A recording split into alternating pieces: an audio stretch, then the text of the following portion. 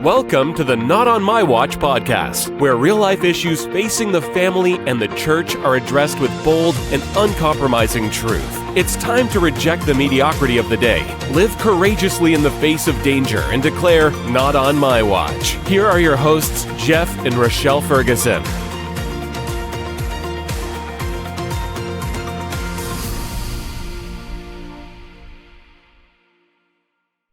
Hey, welcome to the Not On My Watch podcast. We are Jeff and Rochelle, and we are excited to talk to you, continuing our Tech Sense 101 podcast, and we're really hitting internet and video games today. I'm excited about this title. I'm excited about this topic because if you're watching on YouTube, you see we have a kind of an object lesson here today, and I'm excited about that object lesson from has my been childhood. No, it's mine. Well, I know it's yours, but it's. I'm like, hold on. Wait. Oh, hold on. Literally. I wasn't trying to steal. I know the game console. No, but hey, this is literally vintage. So if you're listening, this is a Super Nintendo. I had to make sure I got it right. A Super Nintendo from 1990, original edition. It still works. We actually played it just a couple of nights ago with the family. We have like 4 games. They're all super fun, and occasionally we will play it. Yes, and I just have to do this. You remember? Anyway, you don't even have to do that with that one. That one is that's a relic. Like it would take a lot to make it not work, I think. No, it still goes. It's still in. So my kids have been introduced to Super Mario Brothers, right? Like, or was that what it was called? So our kids are gamers.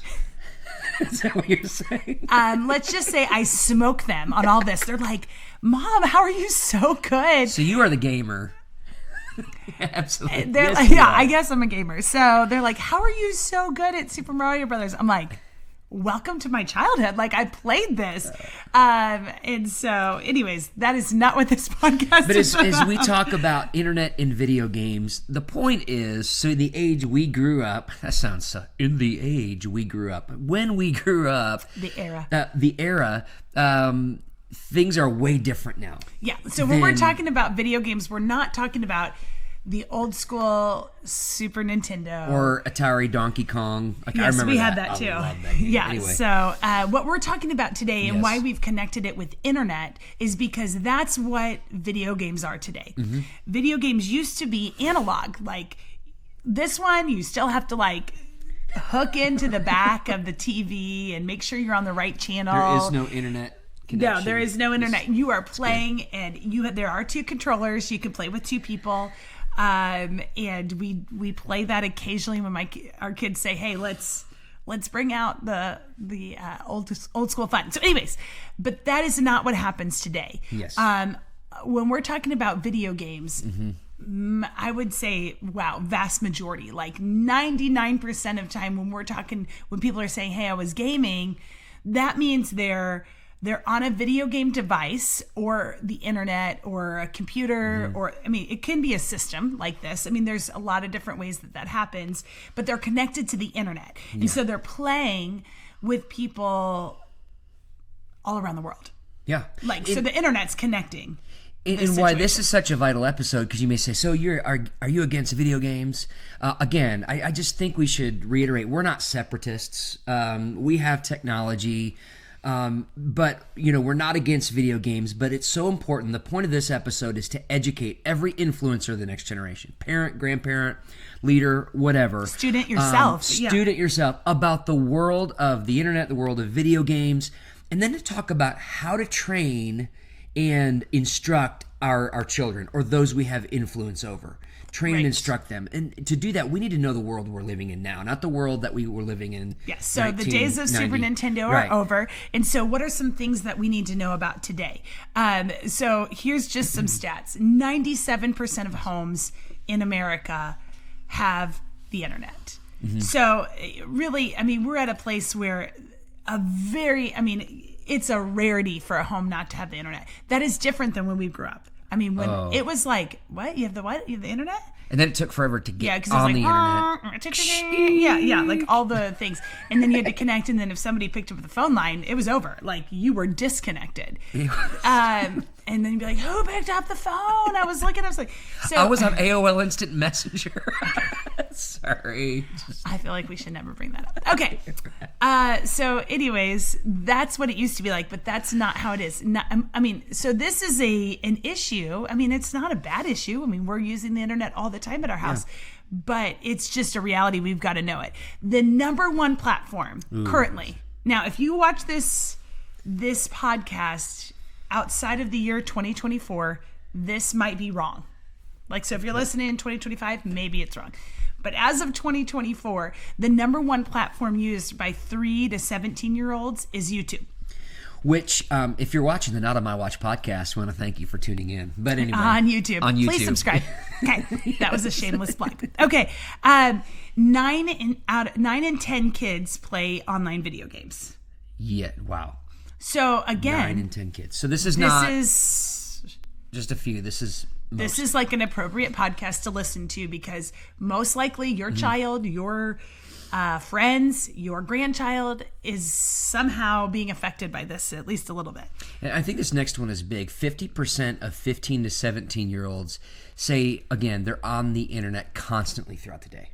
Like all day. All the time. Like, we're not talking, hey, here and there. We're talking all day, right? Yeah. I mean, 50% constantly connected.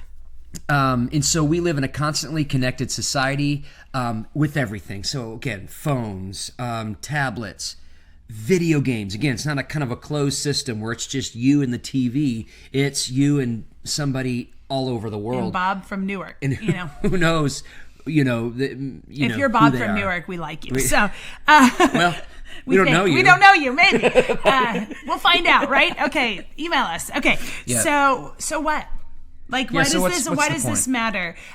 We've said this before. Mm-hmm. We'll say it again in relation to this topic. Prevention is better than intervention. So there has to be some training, guiding, instructing, all of those things before you just jump on and say, hey, 3-year-old, watch whatever you want on YouTube. Get on whatever online gaming game you want. Like, wow, no. Like, there's got to be some instruction before that. These are mood altering stimuli, whether it be just looking at the internet or even if let's just say if it was just this game, if somebody was just spending all their time alone with them on a TV, these alter our moods. And we've talked about it, that this generation, Gen Z, is considered the most depressed and anxious generation in American history. I don't think that has to be the future, but I will say it makes sense. It's probably largely related to when this. A lot of people are spending time in their rooms alone. 50% of them are saying they're on the internet all the time throughout the day. We really, as influencers in the next generation, we have to really be proactive. I think your point is, what are we introducing in the home?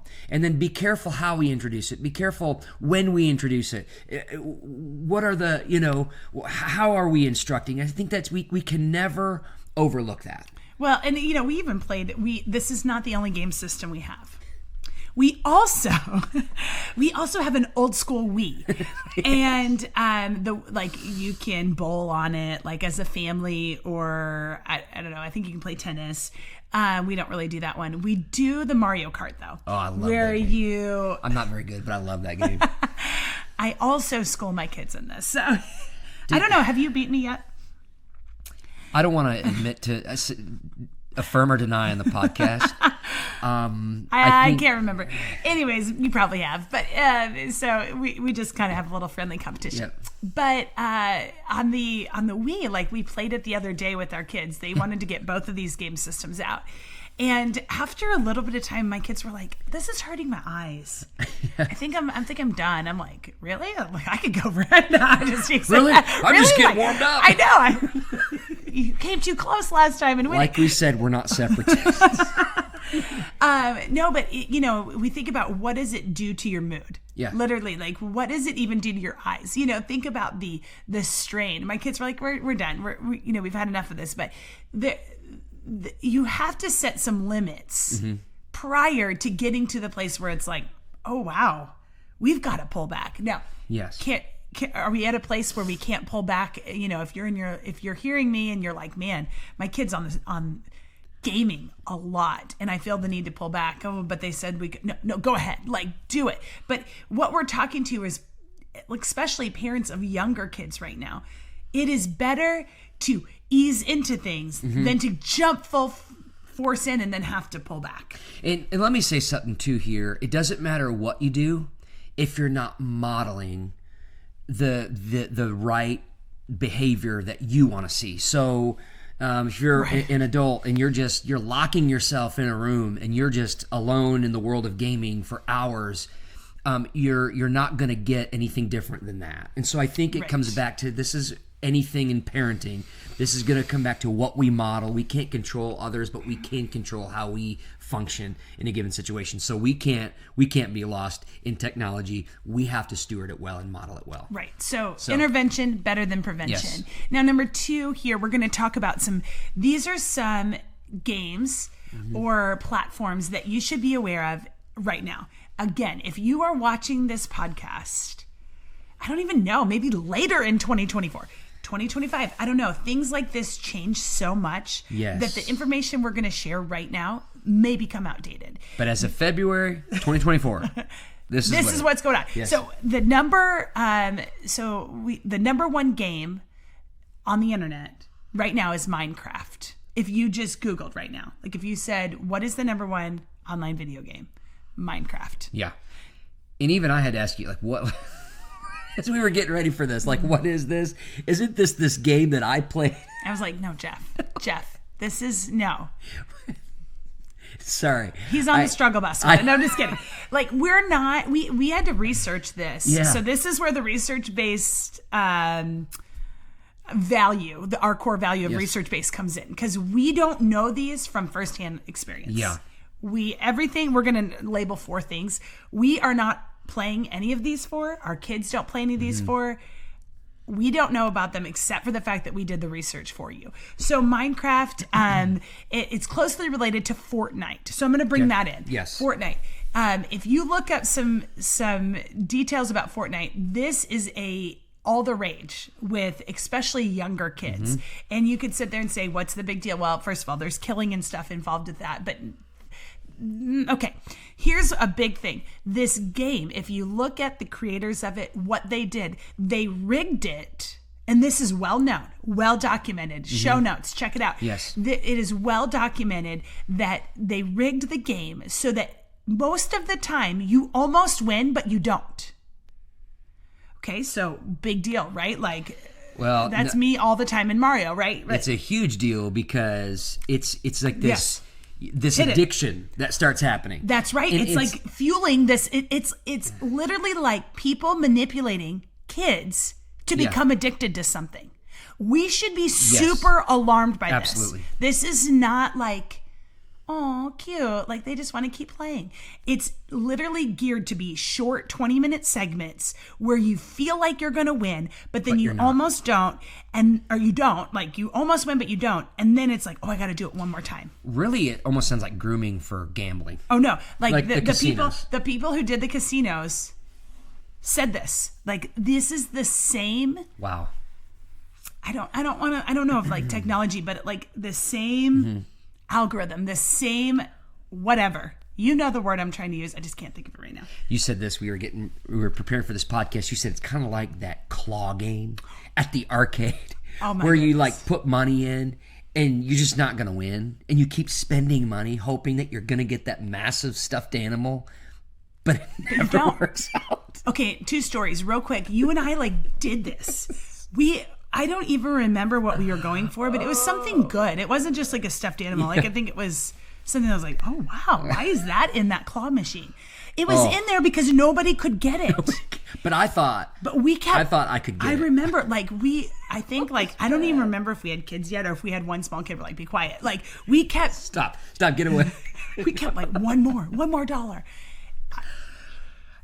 Here's the deal. I've never gambled, but don't leave me alone in Vegas. I'm just. You haven't even been there except the airport. Okay.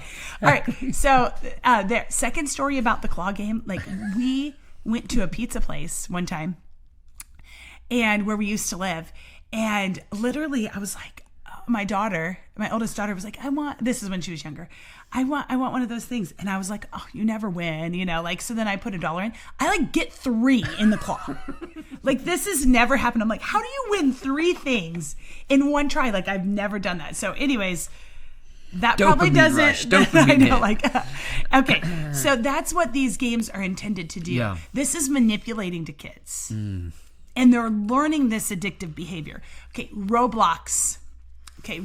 Number 3, one to watch out for. Wow, I have so much to say about this. This game deceptive. is being banned by people, or attempted to. The reality is this is a whole lot of virtual world, and you enter into games with complete and total strangers interacting as if you are interacting in real life. But am I correct in the allure in some cases where it can fly under the radar for parents? Correct me if I'm wrong. It really appears really innocent as far as how it looks. Doesn't look like some dark world, if I'm not mistaken. Right. Well, it's like you always think don't hang out with strangers, and it's people aren't going around oh, I'm a stranger. Like when we were kids, we were scared of the van. The white van. Driving around the neighborhood. I think now people are like, okay, I have my kids in the house. But I think parents need to understand that when a kid has a device, whether it be YouTube or the video games or smartphone, that's the new. This one is even more van even of more than 2024. YouTube. Yeah. Okay, I got a lot to say about how YouTube just suggests videos, then all of a sudden you can get to that. But that's not what we're talking. Roblox, you are literally dealing with the guy that's driving the van. You don't know who, and people, if we think people are telling the truth all the time, I'm like, what world are you living in? Absolutely. People are lying to me daily. Well, I want to put this in here. Did a lot of research on predatorial behavior. Predators go after the who? They go after the weak. So what other for a predator, great atmosphere for a predator to hang out in, something where a lot of kids are going to be. So when your kids are there and you feel like they're safe because they're playing a kid game. Only with friends from school. Only with friends from school. There are predators on there who are trying to get to the weak and the vulnerable. And parents, influencers in the next generation, we have got to protect our kids from predators that we can't see, but they're there behind the avatar. They're there. And so that's why it's Roblox real. is so deceptive. And it's so dangerous. Well, and this goes right along with the number 4 that we were going to talk about, Discord. Now, Discord is an app or an app. Okay, that it was developed to have Discord, right? Talking, while you were gaming. Now, this has kind of evolved in a lot of ways, but you literally enter chat rooms with complete and total strangers, and you're engaging in a lot of things like talking, seeing pictures, you can send pictures, all of these kind of things with complete and total strangers. So, of course, you make my kid's not going to be targeted for sexually suggestive material. Okay, well, I don't think that is a right viewpoint, but let's just pretend you're right. Yeah. Here's some other things that you're exposing your kids to. Foul language. Mm-hmm. You are if you continue to hear and engage in foul language, that will become your voice inside. That will become what runs through your head. Bullying. Mm-hmm. Obviously, I mentioned pornography, but hate speech. Yes. Sexually suggestive talking and discord on chatting. Discord. Yes. Yeah. And so these are some really. You just need to know that they're not innocent things. Doesn't mean everybody who's on these apps or doing these games are doing wrong things.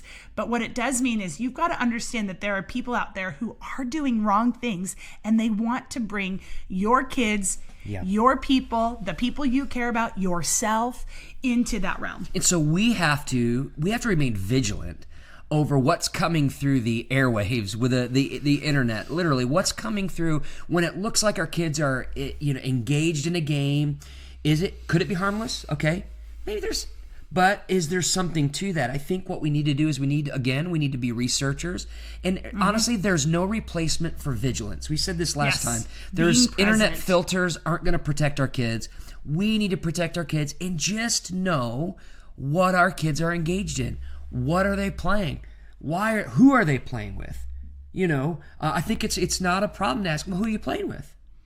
Well, and and how about just being with them? Absolutely. I think the thing that's so scary to me is the such few amount of time, the small amount of time that families are spending together.